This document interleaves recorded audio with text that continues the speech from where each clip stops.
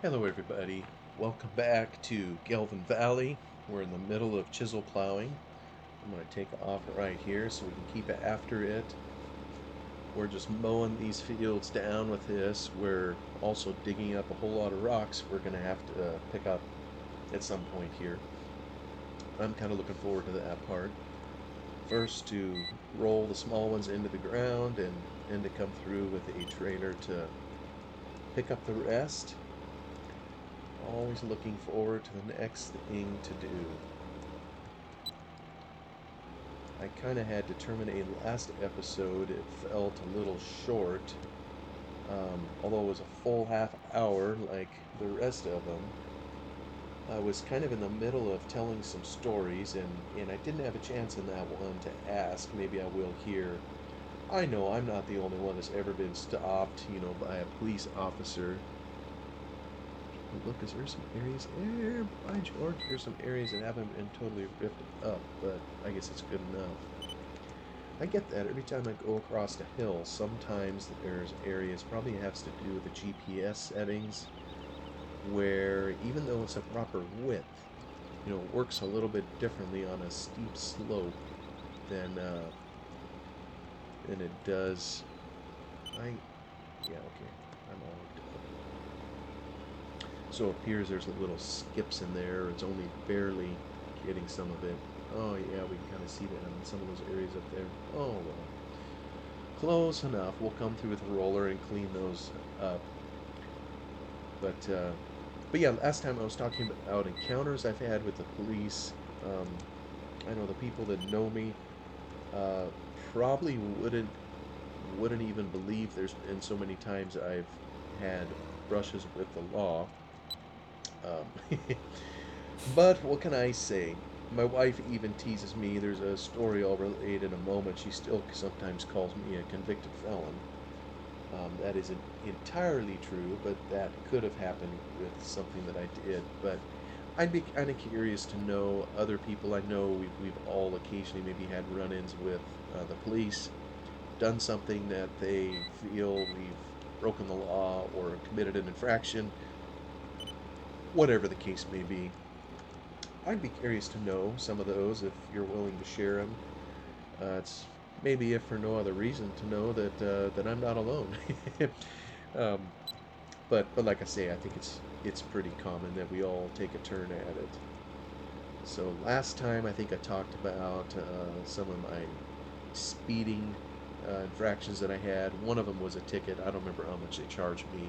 Two other times I got stopped, once in the fog, once in another state. I was just given a warning, told to be a little bit more careful or whatever. I shared about another time that I've been stopped by a police officer in slow traffic in that case. Very slow, just at a crawl, and the police officer had time to examine my license plate, apparently call in some things on me, and all I had done wrong was not put the license renewal sticker on my plate, and for my laziness, I was billed, I think it was over $100. I can't remember. Ooh, that's a big rock. Yep, but it's sitting there.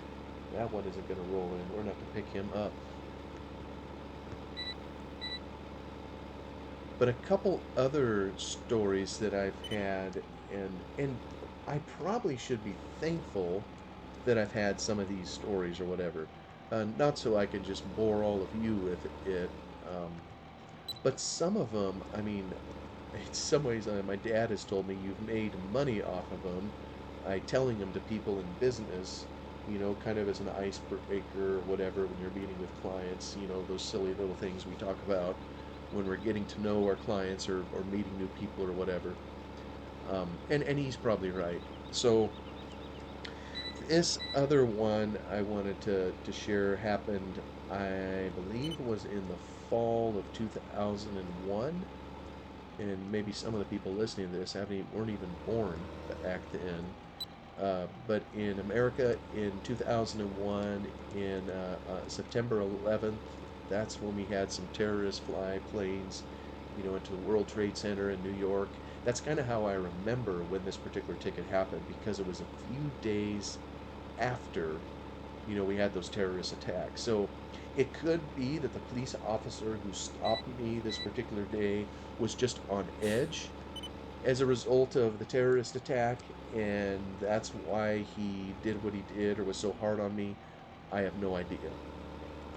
But what I do know is at the time we had an office downtown, kind of where I live here, and it probably took 20, 25 minutes, depending on the traffic, to get there from my home. It involved a four-lane highway, kind of in between the two. So there was some country driving for a while, then there was a four-lane highway, and then it was, just town streets, kind of slow driving, if you will. And in those days, every morning when I would head into work, I prize my sleep. So I sleep until the last minute before I have to get up. I don't even take time for breakfast. Still don't really. But in those days, I would consume an apple kind of on the way to work. That would be my breakfast or part of it. And what I would do is, I would eat it while I was in the car. And then, of course, you have the apple core. And what did I do with it? But I would always chuck it out my window. And apparently, as I was to learn at some point, doing that is against the law. It's considered littering, or it's part of the littering statutes or whatever. Well, I didn't know that. Um, I figured it was just something that would easily biodegrade, which it does. And, I gotta say, I've seen all sorts of people flicking cigarettes out of their car, flicking all sorts of things out of their car, and oh my goodness, listen to me. Here I am making excuses as to why that would be justifiable behavior. Um, I don't mean that quite how it sounds. I know there are people that, commit horrendous acts of littering. And some of it really bugs me, when you see some places, where it happens in whether it's like a national forest, this pristine wilderness that should be kept that way. I mean, yeah, obviously we don't want people littering on that. But this here, who doesn't go by on the streets and see some amount of uh, biodegradable material, if you will? Um, it's just there. And anymore, this was years ago. Now, unfortunately, some of the areas around here, based on the policies, the government policies of where I live, uh, again, I don't want to be political in these, but let's just say that they encourage homeless encampments, and unfortunately, that most of those encampments aren't known for cleanly behavior. Let's just put it that way. But but anyway, I digress. This is what I did morning after morning. I would eat my apple. I would have the core left over. I ate down as much as I could, and then I would throw it out my window. And typically, the place where I would throw it, I would already be on this four-lane highway. And I know that sounds kind of strange, but these four lanes were all stacked close together. I would typically be in the leftmost lane of the right side, and so where I would throw the apple core would be across two lanes of traffic, if you will.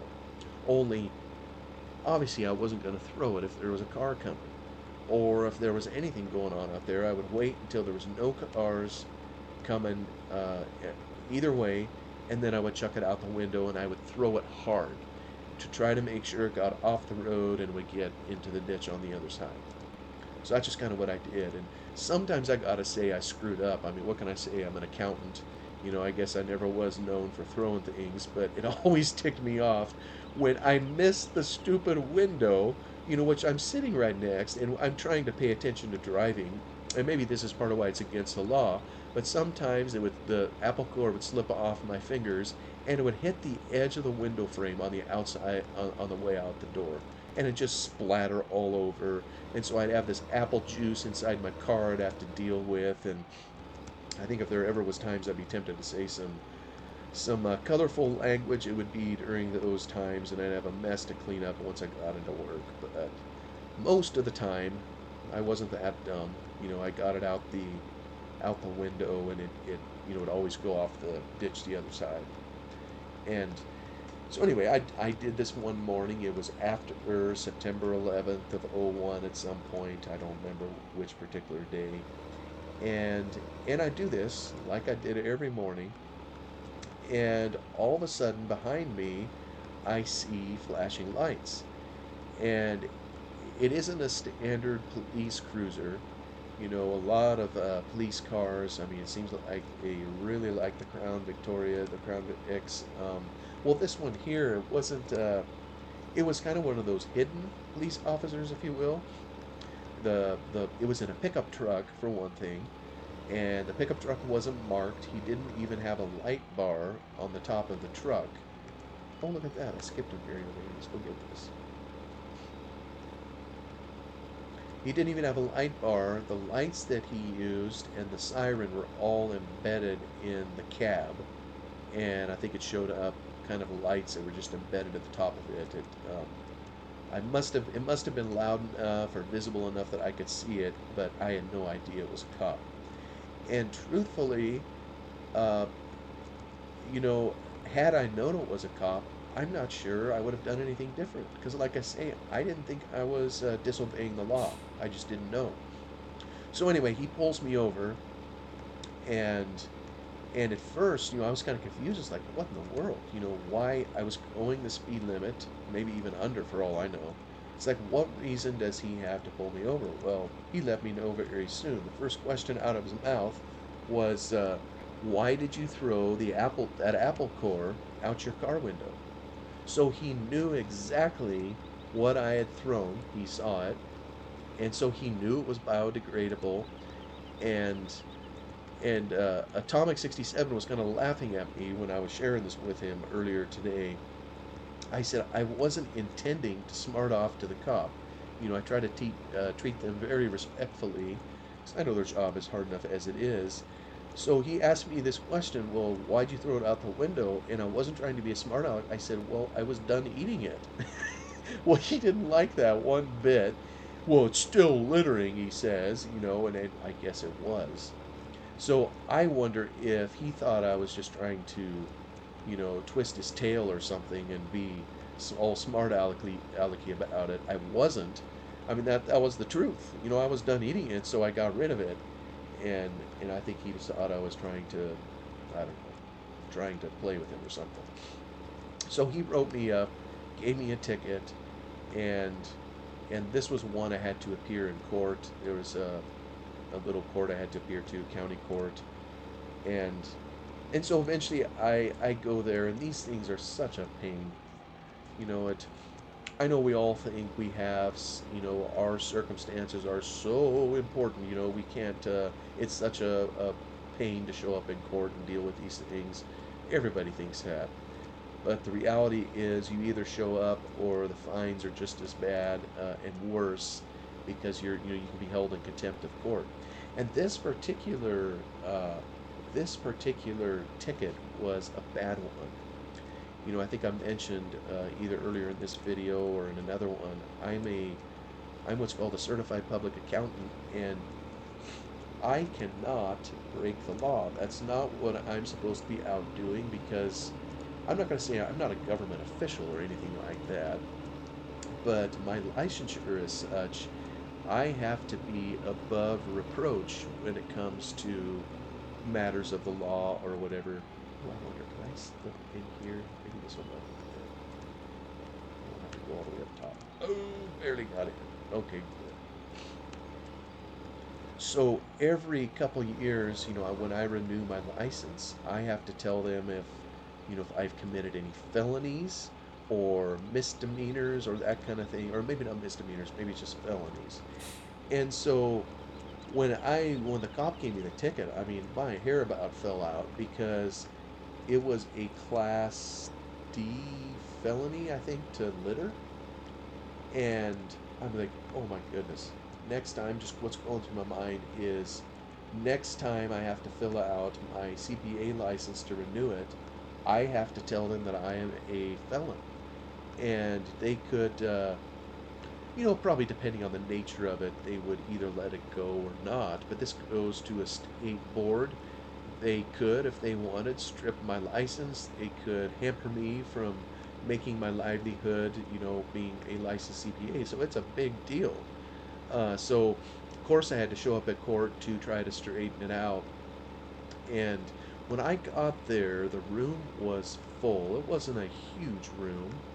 Uh, there was, oh goodness, I don't know, maybe 75 people in there. 75 people who had broken the law, whatever it is. Oh, looks like we'll get done with this ripper just in time. Yeah, just under an hour to finish using it. So it looks like, wish I could remember how many hours we leased it for. So that's about the right amount of time. But anyway, I show up in this room. There's all these other people sitting there, and I guess the way I've described it to other people is the judge took care of all the easy, light infractions first. And I say that kind of tongue in cheek because one of the infractions that he dealt with before he got to mine, and most of them were genuinely easy stuff. I mean, I think there were some parking tickets and stuff like that. Um, but then he got down to the heavies. There was just a handful of us left, and this was I was accused of having committed a felony. So maybe that raised the bar as to why I had to wait till the room cleared out. Most of these people, they would stand in front of the judge, and everybody's allowed a jury trial, but the time that it would take to do that, and there's always a litigation risk. Most people don't take it. They'll take their lumps, they'll pay their fine, and they'll move on. And the law knows this. I think they count on it because this is partly how they fund, their operations through the fines and whatnot. But most people, like I say, they appeared alone before the judge. The judge would read the complaint, and then they would just deal with it on the spot. Although they could choose to do it differently. When he got to the end of, or not to the end, but down to us heavies, if you will, where there was maybe 5, 6 of us left in the room. For these, the state sent a prosecutor. There was someone, at least that's kind of my term for it, someone who read, proclaimed, like they're prosecuting. They told, I don't know the terminology, I'm obviously not a lawyer. They would say what we had done wrong and present it to the judge. And I suppose I could have had an attorney present, um, and maybe I should have. For whatever reason, I didn't. I mean, attorneys cost money, of course, and I just figured, well, this isn't even against the law, right? Surely the officer was mistaken. He was just having a bad day, so I could probably go explain it to the judge, whatever. I probably don't need an attorney or whatever. Well, maybe I should have, maybe not. I think what I ultimately learned is yes, I did disobey the law by throwing it from the car.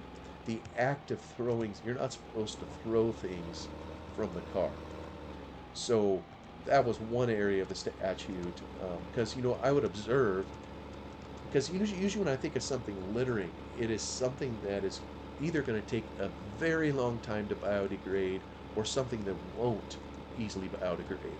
Like if you spill oil or if you leave plastic out, well, yeah, I mean, that's going to damage or harm the environment. It's not a good idea to just have those things sitting out there. But an apple core, I mean, shoot, the ants probably took care of it before it was lunchtime. And I would observe the police officer, he never had me go pick it up. And maybe they don't do that. I guess I would have just assumed, I mean, if I saw someone littering and I had authority, not only might I ticket them, I think I would tell them, go pick it up. Deal with your trash. Don't throw it out, for someone else to deal with it. But he didn't. And because he knew it was an apple core, I think, and that it would biodegrade. But he still gave me a ticket. So I'm standing before the judge, and this person that the state sent out, prosecutor, whatever, reads the charges or whatever, and then they ask, well, how do you plead? Um, I didn't even know much about the pleas. Maybe I should know more about the court system, but what can I say? Business law was a long time ago, and although it wasn't that long before then, but I guess you either say you're guilty, not guilty, or there's a no contest plea. I think that's what it's called. No contest meaning, I guess the judge is going to figure it out whether you're guilty or not. I could be mistaken on that, but so I think I basically told him I was guilty. I mean, I had thrown the apple core out my window. I wasn't going to deny it. Um, so anyway, I mean, ultimately, all that. Oh, I know what I was going to say. With the heavies in the room, these are the kinds of people I was lumped in with. Um, One was a DUI, so someone who was driving under the influence, and they were considered the same category as me, who had thrown an apple core out the window. Now, to me, I don't know. Maybe it's just me. I think throwing an apple core is a little less of an infraction than driving while you're drunk, but maybe that's just me. And I almost think there was someone with a gun charge or something too. So I, this little thing I did, I call it little, was treated very seriously by the state, and just as seriously as some things that I would have thought would have been handled, or that it wouldn't have even been in the same league, which really kind of was a surprise to me. So I admitted my guilt, and I think when you do that, I mean, this is kind of some of the insidious nature of it. They'll reduce your fine. And I think that's part of the racket. They reduce your fine, so you pay it, you keep the system going, and then they kick you out of there. Versus, I could have demanded a jury trial, I could have demanded all that, but then that would have taken more time. And when you're serving people, got a job to go to, you don't just have a lot of spare time to be going and playing in the court and doing that kind of thing. So I admitted my guilt, took my lumps. I think that it wasn't too bad. It was $140. The judge kindly, I would say, reduced it from a felony to a misdemeanor. And again, this is all legal stuff, and I don't know it as best as maybe I should. But for my license as a CPA, it makes all the difference in the world. I don't have to report a misdemeanor. I would have to report it if I was convicted of a felony. So the next time I filled my license out, I was very thankful I didn't have to, put in there that I was a convicted felon and explain that whole embarrassing incident. It was just a misdemeanor and I didn't have to report it. And evidently at some point it falls off the record, doesn't stick on there. But the judge, these people, they're human like everybody else, but he kind of looked at me. He saw I was dressed up in a suit and tie, ready for the day. Um, you know, maybe clean. Yeah, I was clean cut and all that. And maybe he looked at me and said, why is this person here? I don't know. Although, frankly, I think some of the biggest screw jobs in the world have been delivered by people who wear suits. It isn't that the bad guys always look like a bad guy, but anyway, I digress. But he just said to me, he says, "I can't believe you threw that apple core out in front of a police officer." And and I said, "Well, sir, I mean, I think I would have done it even if I knew he was a police officer. I didn't know I was disobeying the law." At that point, he'd already decided the matter, and I had my ticket and I had to go pay. And I mean, in those days, $140 was a lot of money to me. So I mean, it was painful to pay the ticket, and hopefully learn a few things from it. But this is one experience. I know my dad told me. He says you've made the $140 back many times over, because I shared that experience. I don't know how many times with all kinds of different people. It's been a great icebreaker, makes people laugh, smile a little bit, because I think, we've all had maybe similar type experiences where, something screwy just happens, and I don't know, makes other people makes other people know they're not alone when they got to deal with, similar such incidences. So, goodness, time keeps going along. I got, also one other story where I had kind of a run-in with a police officer. Um, and this one here, I think, is the only time I've encountered a lady police officer in this case. I live in what's called the Willamette Valley, the western side of Oregon, and it's a fairly low valley between the Coast Range and the Cascade Mountains. And the Cascade Mountains in the winter get lots of snow, and there's a lot of people that go to the mountains in the winters to go skiing or whatever, and I'm not a skier personally, but our family a lot of times would go on vacation to Central Oregon or something, where it's higher elevation, there's snow over there. Maybe we go over there for Christmas or something, or just to get away as a family and go enjoy the snow or whatever. So it was one of those times, and the rest of the family had gone on ahead and was over there, and I was still working. I had some work to get done before I could go, so I was going to come later, in my car, which I did. Came over later, and so I'm on my way up there, and I got, anytime there's snow in the mountains, you need to have either four-wheel drive vehicle, which I didn't have. I had just a small little car, four-door sedan, front-wheel drive. So you either have to have four-wheel drive or traction tires of some kind, like studded tires, these little bits on the tires, or chains. And there are certain conditions where they will let you just carry the chains with you. As long as you have them on you, you're okay. If it's still safe to drive. And then there's other times where they will mandate that you put on tire chains because it's just for the safety of everybody else on the road and whatnot. So, oops, did I just skip a space? Yeah, I think I did. I better back up. Pull my tines out of the ground. Get the yak in here. Can't even pay attention to what I'm doing. Um, but anyway, I headed out of work, and I knew there was snow in the pass, where I would be driving. So of course I had tire chains on me, and I wasn't sure if I would have to put them on. Really, the guys up there that plow the roads in the winter, they do a pretty bang up job. They're up there 24/7, and if there is a single flake dropping, they are out there with their plows, with their snow blowers, and they're getting that stuff off the road, lickety split. So most of the time, even if they require tire change, you barely need them. You hardly need them because the roads are already free. It's only when we have like a downpour blizzard or whatever you call it, where the plows aren't able to keep up for a while, to where you would be literally driving in some amount of snow where those studded tires or the tire chains would be of any use.